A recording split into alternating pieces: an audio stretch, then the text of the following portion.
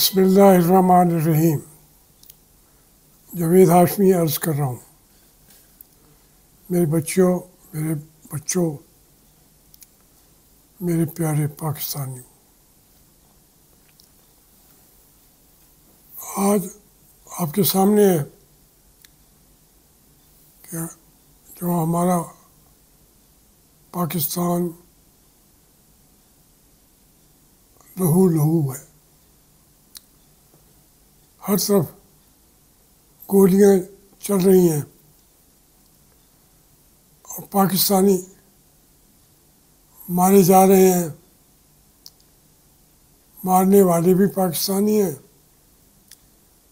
مرنے والے بھی پاکستانی ہیں۔ آپ اندازہ کریں کہ پورا ملک، کوئی ایک صوبہ بچا ہوا نہیں ہے، دہشت گردی کی لپیٹ میں ہے۔ جو بھی آپ ٹی وی چینل کھولتے ہیں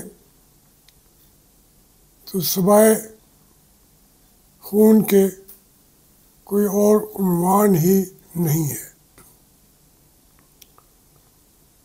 بدقسمتی کی بات ہے، لیکن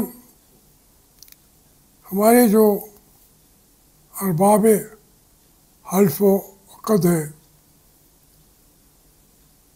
وہ نہیں سمجھے، 70 سال نہیں سمجھے قوم کو، تو اب کیا سمجھیں گے؟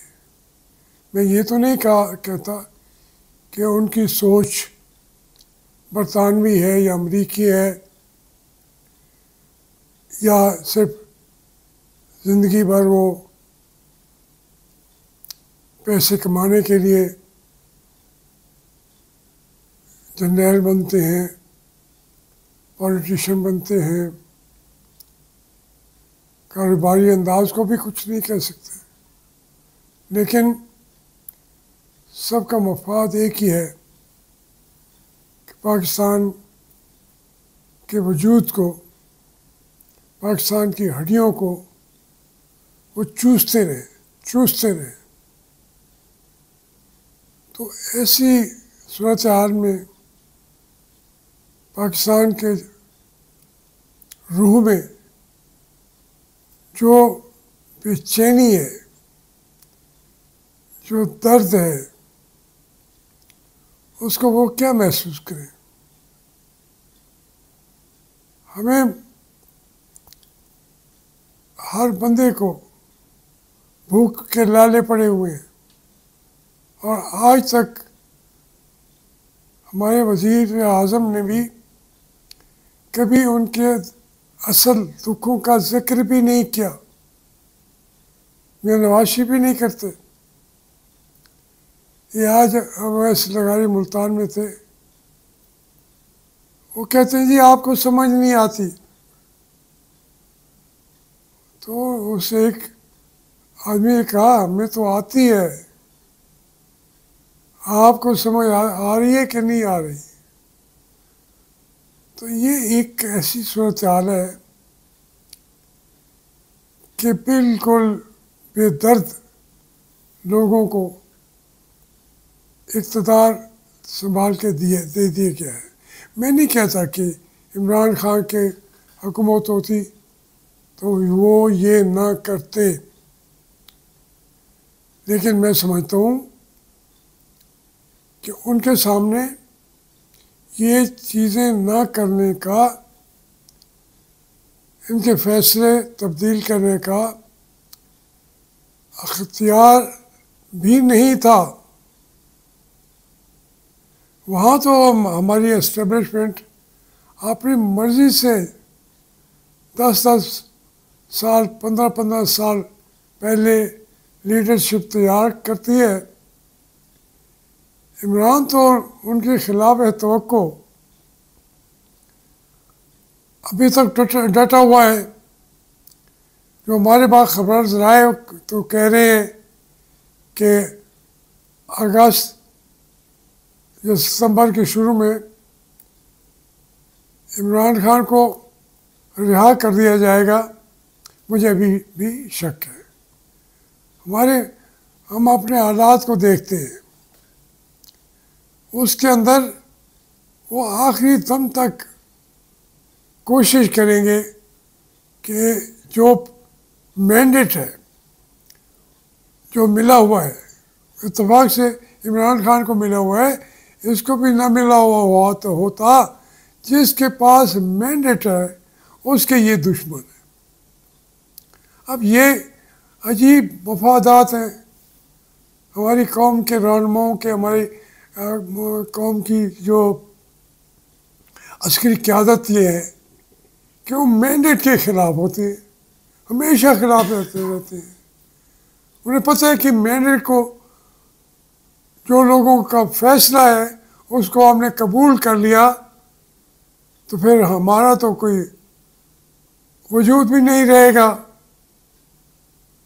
ہم اپنی فوج کو بار بار کہتے ہیں کہ کوئی ملک فوج کے بغیر نہیں رہ سکتا، مگر یہ تو فوج بھی سوچے کہ وہ بھی ملک کے بغیر ان کی کوئی حیثیت نہیں ہے.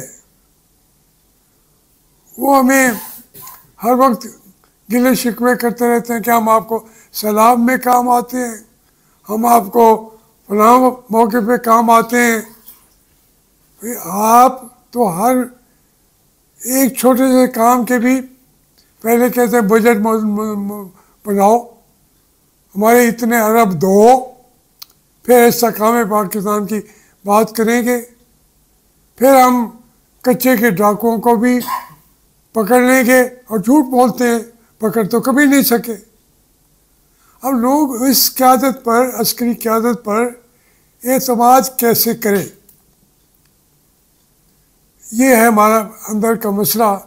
جب میں بات کروں گا تو اسی بات تک پہنچوں گا. میں نہیں کہتا کہ عمران خان کا دور جو ہے اس میں کرپشن نہیں ہوتی تھی، بالکل ہوئی ہے اور کافی ہوئی ہے. میں کہوں کہ جی وہ آئیڈیل دور تھا، بالکل نہیں تھا. لیکن کیا اس سے زیادہ آئیڈیلزم وہ اگر کیا جائے تو اس کے سامنے میں ہماری آرمی ایک ہے جہاں کرپشن نہیں ہے. وہ تو ابھی اتنی کرپشن ہو گئی ہے کہ آپ نے ISI کے چیف کو کرپشن میں پکڑا ہوا ہے. جنرل تو کرپٹ نہیں ہوتے، جنرل تو کبھی وہ مافوق الفطرت قوم ہوتی ہے، قوم تو ان کو ورشپ کرتی ہے، وہ تو ہیرو ہوتے ہیں. اگر آپ جرنیل سارے چور نکلتے آ رہے ہیں، پہلے تو ہمیں اپنی آنکھوں پہ بھی یقین نہیں آتا، لیکن لوٹ رہے ہیں رات دن، کوئی لمحہ چھوڑ نہیں رہے. کوئی ایک خواہ ہمارے سیاستدان جن کو اقتدار دیتے ہیں آپ، وہ سب سے بڑے لٹیرے آپ ہیں. آپ کی دوستی انہیں سے ہی ہوتی ہے. یہ کیا وجہ؟ عوام سے کی وہ بھی ان کو لوٹتے ہیں، آپ بھی لوٹتے ہیں یا نہیں لوٹتے، تو پھر آپ بھی جو وہ عوام کے خلاف ہیں آپ کی ان سے دوستی ہو جاتی ہے. پھر آپ جب وہ کہتے ہیں ووٹ کو عزت دو تو آپ کو ان کی شکل اچھی نہیں لگتی، وہی بندہ ہوتا ہے. لیکن جب وہ چپ کر جاتا ہے تو پھر وہ اپنی سیٹ بھی ہار جائے تو اس کو اقتدار دے دیتے ہیں. اس کے گھر میں جتنا اقتدار آج ہے میاں نواز شریف کے گھر میں، یہ تو آئین میں بھی کوئی گنجائش نہیں ہے. دیکھیں جہاں اسحاق صاحب، وہ ڈار صاحب جو ہیں وہ وزیر اعظم ہیں، وہ بھی شہباز شریف بھی وزیر اعظم ہیں، چار گھروں کو وزیر اعظم کا اسٹیٹس دے دیا گیا ہوا ہے. باقی لوٹ مار تو چھوڑیں، جیل میں پڑا ہوا ہے عمران خان. تو کون مانے گا آپ کی ان باتوں کو؟ لوگوں نے اس کو ووٹ دے دیے. اب وہ جو اتنا ووٹ لے کے بیٹھا ہوا ہے، آپ کہیں یہ غلط ہے، توشہ خانے کی باتیں کریں. کس نے نہیں لوٹا؟ عمران خان تو یہ، ان کی پارٹی تو یہی جواب دیتی ہے. لیکن میں تو کہتا ہوں کہ نہیں، وہ بھی اگر وہاں توشہ خانے سے خلاف قانون چیزیں لیں تو ان پہ بھی مقدمہ چلنا چاہیے. لیکن آپ کہتے ہیں ہم پہ نہیں چلنا چاہیے. یہ کوئی سمجھنے کی بات نہیں ہے. یہ کسی آئین کی بات تو ہے نہیں. اس کا مطلب ہے کہ پھر جو آپ فرماتے ہیں اس کو مان لے اور چل پڑیں آپ کے ساتھ. یہ نہیں ہو سکتا. اس کے لیے آپ لوگوں کو سزائیں دیتے ہیں. کتنے لوگ اب بھی جیل میں پڑے ہوئے ہیں 9 مئی کے حوالے سے. اس سے ہٹ کے اب کبھی جلسے کی آپ اشارہ دیتے ہیں، پھر بھی جب چاہے بھاگ جاتے ہیں. آپ تو کوئی آپ کو عہد شکن بھی کوئی نہیں کہہ سکتا. آپ اپنی زبان پہ کبھی قائم رہے بھی نہیں ہیں، تو پھر آپ کے اوپر کون اعتماد کرے؟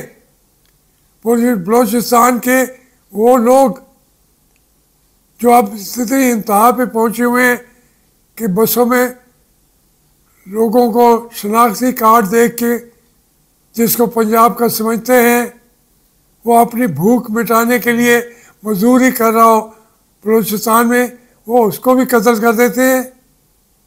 وہ شہید ہیں ہمارے وطن کے. جو مارنے والے ہیں اس کو ایک ایکسٹریم تک کس نے پہنچایا ہے؟ سب یہ لوگ جو پاکستان کے دشمن بنے تھے، بقول آپ کے MQM بھی دشمن تھی. انڈیا کے اندر وہ تربیت لیتے تھے. ذوالفقار بھی انڈیا سے وہاں جا کے تربیت لیتی تھی. خدائی خدمتگار والے بھی کابل میں ہمارے دشمن ملک سے تربیت لیتے تھے. لیکن آج ان سے بڑا کوئی پاکستانی ہے ہی نہیں بقول آپ کے. تو آپ کو چاہیے، آپ یہ چاہتے ہیں سرٹیفکیٹ ہم دیں تو وہ پاکستانی ہیں، ہم نہیں دیں گے وہ پاکستانی نہیں ہیں. ایسے تو ملک نہیں چلے گا. ایسے نہیں چلے گا. خدا کے لیے اس طرح چلاؤ بھی نہ، نہیں چلے گا.